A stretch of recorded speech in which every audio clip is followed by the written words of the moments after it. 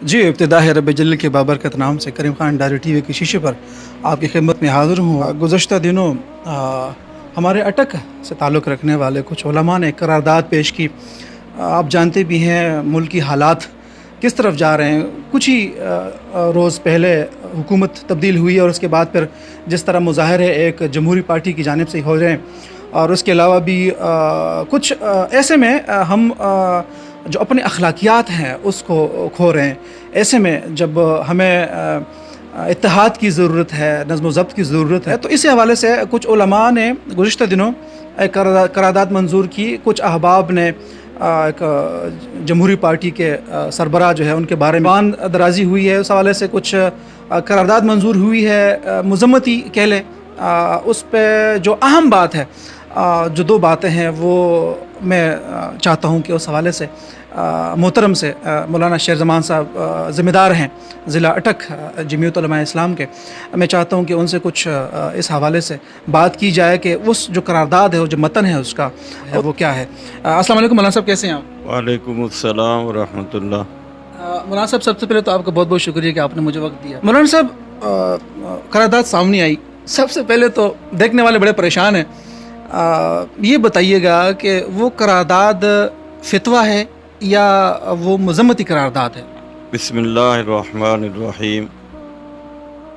ये जो उलमा की तरफ से एक करारदाद पेश की गई है, ज़ाहिर बात है ये एक करारदाद ही है। अच्छा।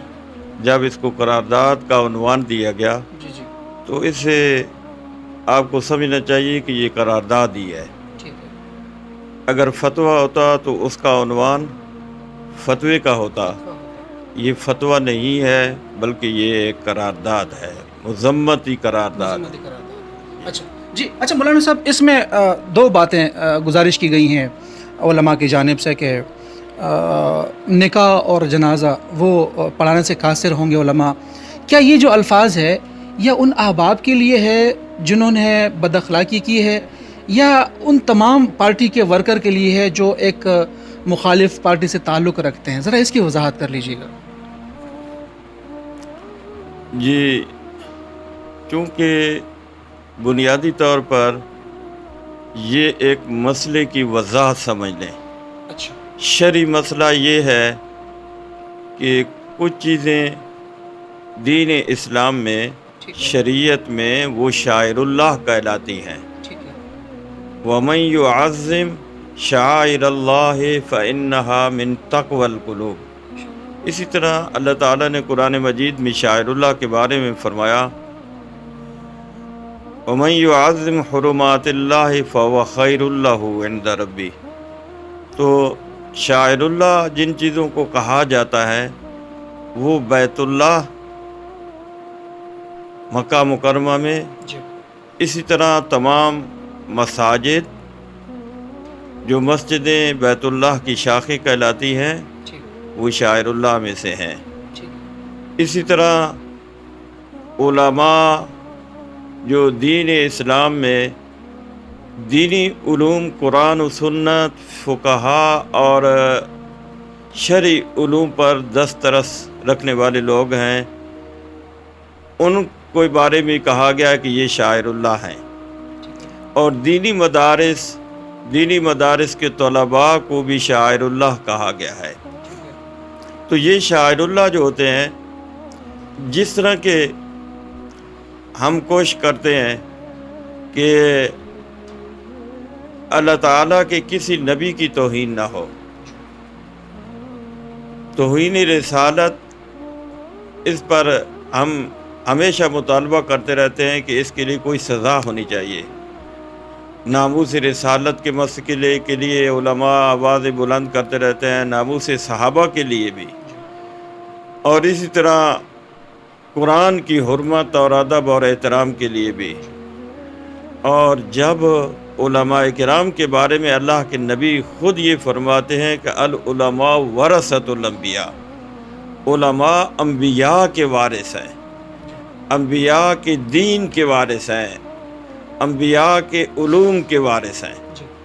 तो जब उलमा का ये मर्तबा और ये मकाम, ये हैसियत मुसल्लमा है, تو اس لیے ان کو بھی اللہ تعالیٰ نے شاعر اللہ کہا ہے، اور بالاتفاق تمام مکاتب فکر کے نزدیک علماء شاعر اللہ میں داخل ہیں، اور مختلف فتاوی کی کتابوں کے اندر ہے۔ میں یہ فتویٰ نہیں دے رہا، ویسے میں آپ کو وہ بات وضاحت کے لیے کہہ رہا ہوں بہتر ہے کہ شاعر اللہ کی توہین کفر ہے۔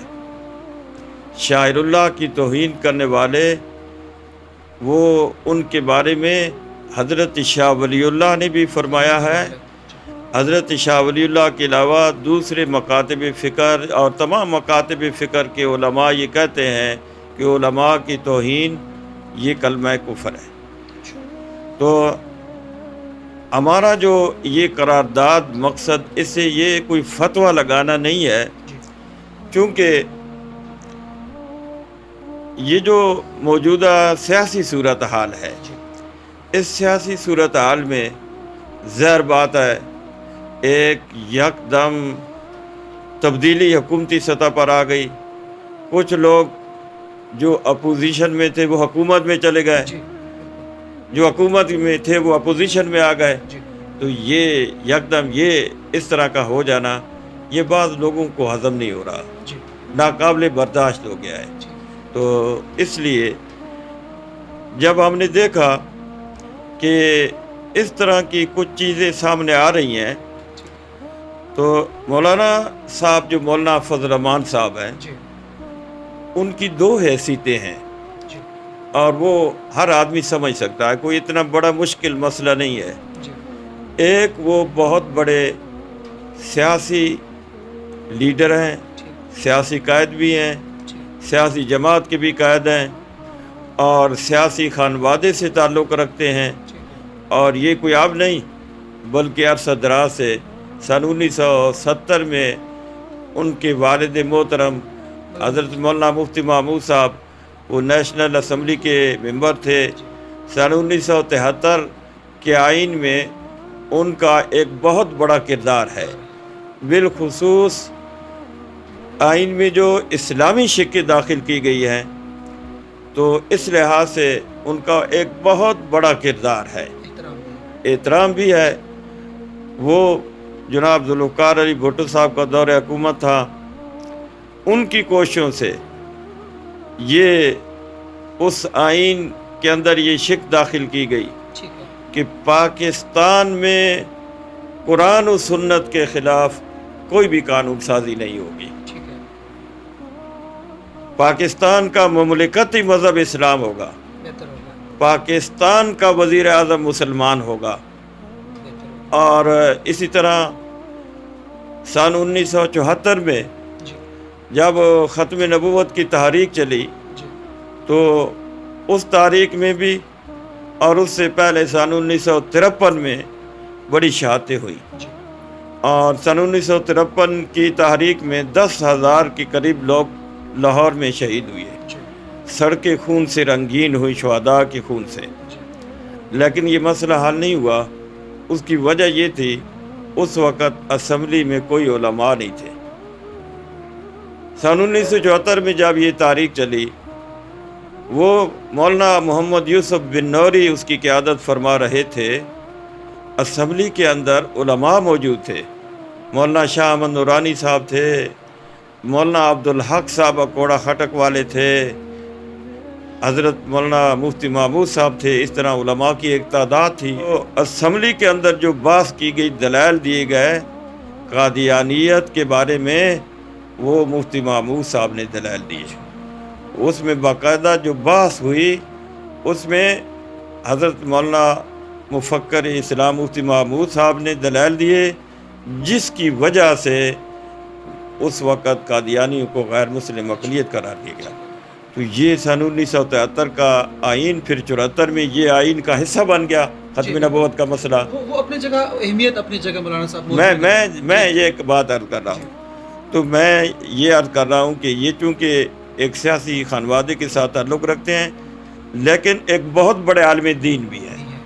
جب ایک عالم ہے، صرف عالم ہی نہیں، بہت سے علماء کے قائد بھی ہیں، لاکھوں علماء کے قائد ہیں، لاکھوں علماء ان کو اپنا قائد امام تسلیم کرتے ہیں۔ جی ٹھیک ان علماء میں مفسرین بھی ہیں، ان علماء میں محدثین بھی ہیں، ان علماء میں مدرسین بھی ہیں، ان علماء میں خطباء بھی ہیں، ائمہ بھی ہیں، اور یہی نہیں کہ علماء بہت بڑی تعداد میں عوام بھی ہیں۔ جی تو یقیناً ان کا احترام اور ان کی عزت ہم تو ضروری سمجھتے ہیں جی ایک عالم دین ہونے کے ناطے، جبکہ علماء شاعر اللہ میں سے بھی ہیں، اس لیے ان کی توہین شرعی لحاظ سے کسی طور پر بھی جائز نہیں ہے۔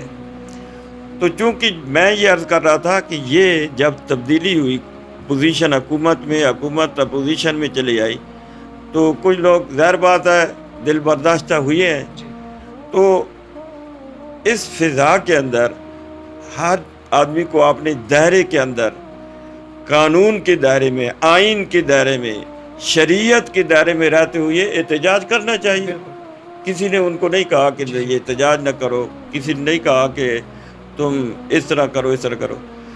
ہمارا نقطہ نظر صرف یہ ہے کہ جو لوگ جنہوں نے تیمرگرہ میں مسجد کی بے حرمتی کی، جی جنہوں نے تیمرگرہ میں ایک عالم دین کی داڑھی نوچی، جی جی اور داڑھی سنت رسول ہے، سنت رسول کی توہین کی گئی، یہ بھی شاعر اللہ میں سے ہے، مسجد بھی شاعر اللہ میں سے ہے۔